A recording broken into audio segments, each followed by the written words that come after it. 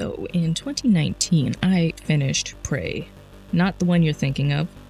Prey 2006. Think less Morgan Yu and more Tommy and Native American lore. As with most retrospectives, I believe you should play the whole game, because then how are you supposed to give an accurate measure on the game? And if the game is worth playing, I don't believe in spoiling the story in these retrospectives. I will double check where you guys can pick this game up. I'm thinking GOG, but I will double check. And I'll either leave a screenshot somewhere on here or a link in the description so you guys can go pick it up for yourselves. Shouldn't be too expensive. And if there's no link in the description, please remind me, because sometimes I forget because I'm getting old. If you guys would like to see me stream, you can follow me on Twitch and Mixer, all at the Floor Hugger. Like to keep it the same for y'all.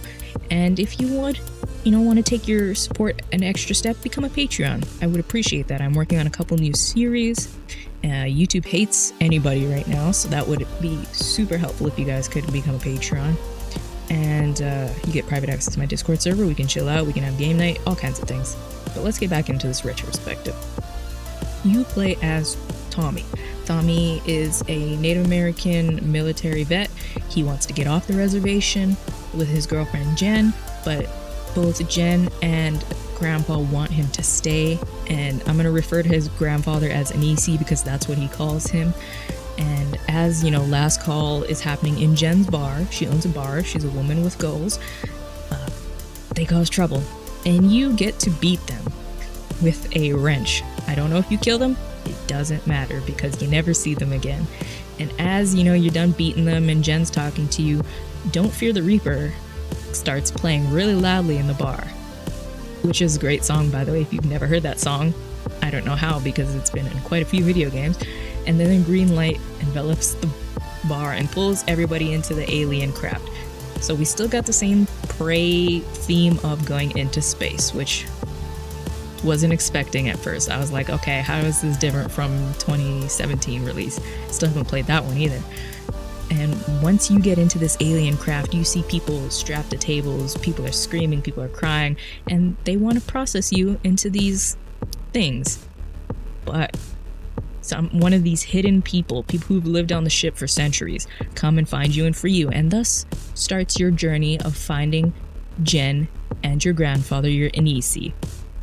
And as you go, you must fight and kill aliens, because that's always fun. You gain powers, you hear mysterious voices taunting you, tracking you, and stalking you. Now, you'll very quickly see that this game is very visually dated. And that's not a bad thing, it just has that really early 2000s feel. Like Doom and Quake. And that's for a reason, because it's on the same ID Tech engine. Now, if you're thinking ID Tech engine, that sounds really familiar. It's because they still, id Software still uses the ID Tech engine. It's gonna be in Doom Eternal. It's in Doom. I think Doom Eternal is using the ID Tech 8, and this is the ID Tech 4 heavily modified engine.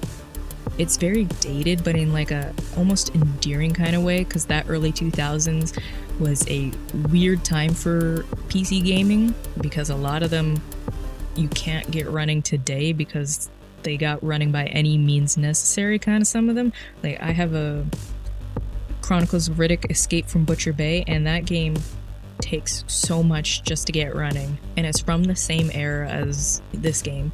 This game was easy to get running and keep running with no graphical issues and very smooth frame rate. I think the stuttering I did have was because I was streaming it at the same time.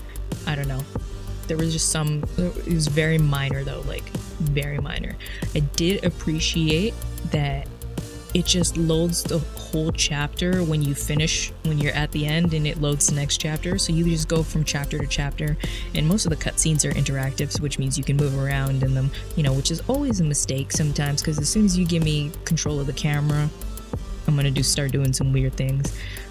But this is a first-person shooter, so you can't do too many weird things. There's no visible loading screens, I will say. At least none that I could see. I love when a game does that. Red Dead Redemption 2 is very good at that. You can ride across the whole beautiful area and you don't see a loading screen, which is nice. I like when games kind of hide them. And more games nowadays are hiding their loading screens. Like when you get into an area and you were running and then it slows you down to a walk, like if you're going upstairs, that's because it's loading the next area, but there's no break in gameplay. I love that. The weapons design here is really cool. It really reminds me of Half-Life. Although Half-Life is on the Source engine, it still has that same like early 2000s feel. But the weapons are alive. Some of them move. They make noises, which I never would have noticed if I didn't just stop and look around sometimes, because everything's just so like pretty, especially when you're in the ship and you look out and you can see Earth and you can see the aliens interacting in the back. It feels like the world is alive without, your interference, and I love when games do that. I love it. Witcher, Red Dead, like the world can exist without me. Like people keep going on with their days. Skyrim even, like they'll just keep going. I love when games have that. First and foremost, this is an FPS game, which means it comes with the standard variety of guns that you would see a lot back in those days, even now. Like I've just been playing Wolfenstein Youngblood, and you see these guns. It's very common. You get the shotguns, you get your machine gun, you got a rifle, you got hand grenades, which are really cool in the form of bugs that they have two modes. You can rip a leg off, and it does all kinds. It's just, the design here is so cool.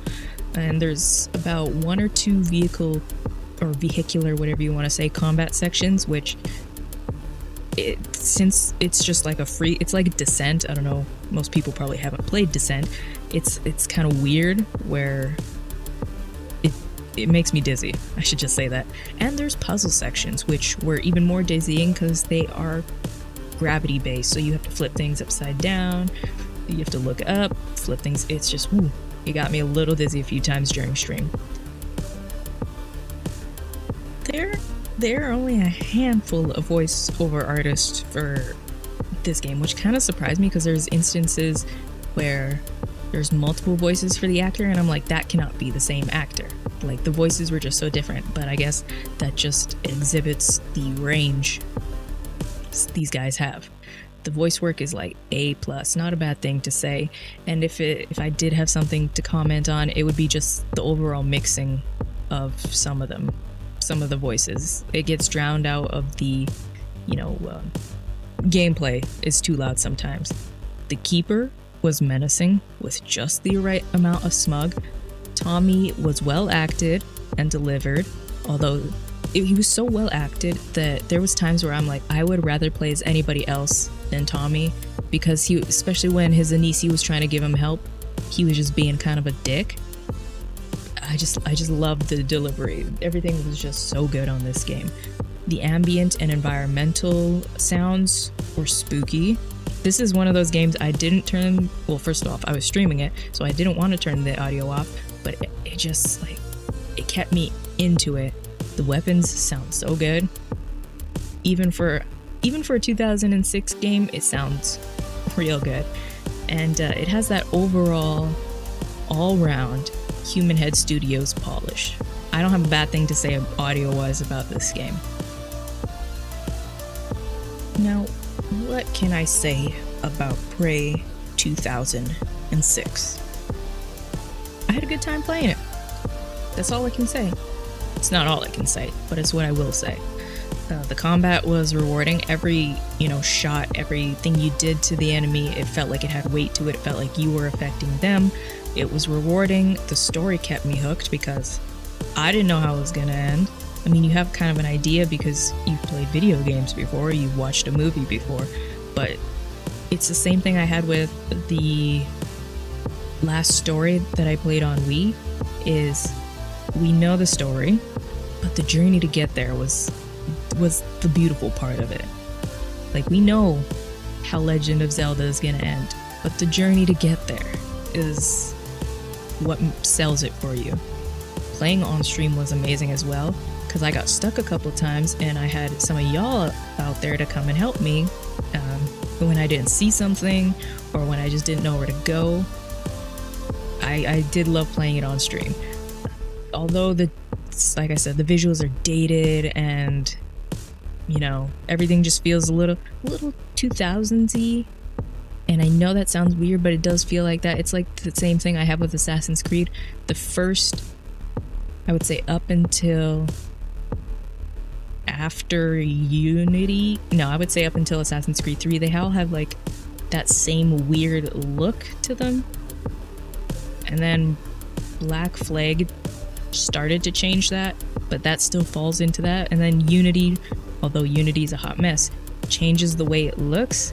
Like, you guys know, if you've played Assassin's Creed games, you know that whole like revolutionary, I think it's called the revolution portion, it just has a specific look to it that is dated, but it doesn't take away from the gameplay. You know? It's a 2000, this is a 2006 Prime game. Like, not Amazon Prime, but just, it was 2006 in its best form. The only constant annoyance was the lack of running. I really like to be able to run, because I want to go faster. But it was a concrete experience. The game ran smooth all the way to the end, and even though I had to run it in a window, because it did not want to be full screen, I still had a blast playing it. I got it from a friend I trust, but I will double check, like I said, and see if I can find it digitally for you guys. And if I forget to post the link in the description, remind me, because I'm getting old and I forget things. But yeah, just pick this game up. You can probably pick up a copy on eBay. I hope. It should be there. Somebody's got to be selling it. Pick it up and play it. You won't regret a little trip to the past, when games were complete and things were just done with some polish and care and love into them.